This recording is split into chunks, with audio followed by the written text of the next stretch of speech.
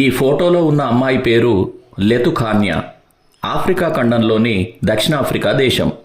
ఈ అమ్మాయి ఇప్పుడు ఆల్బనీ బ్రెడ్ బ్రాండ్ అంబాసిడర్గా ప్రసిద్ధి చెందింది.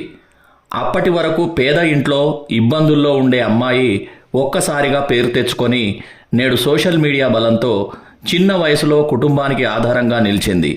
ఏం జరిగిందో ఒకసారి చూద్దాం. ఒకరోజు ఈ అమ్మాయి తల్లి బ్రెడ్ కొనడానికి ఈ అమ్మాయిని షాప్కు పంపింది. ఈ పాప తిరిగి వస్తూ మధ్యలో ఆగి బురద నీటిలో ఆడుతూ ఉంది.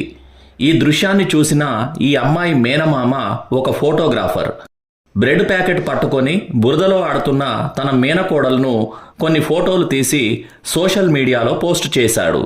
అతడు తీసిన ఫోటోల్లో ఇప్పుడు మీరు చూస్తున్న ఈ చిత్రం వైరల్గా మారింది. అనేక మంది సోషల్ మీడియాలో ఈ ఫోటోకు లైకులు కొట్టడం, కామెంట్స్ పెట్టడం జరిగింది. సౌత్ ఆఫ్రికాలో ఒక ఫేమస్ బ్రెడ్ కంపెనీ ఆల్బనీ.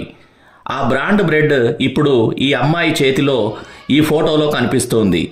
అమ్మాయితో పాటు ఆల్బనీ బ్రెడ్ కూడా సోషల్ మీడియాలో అందరికీ బాగా పరిచయమైంది.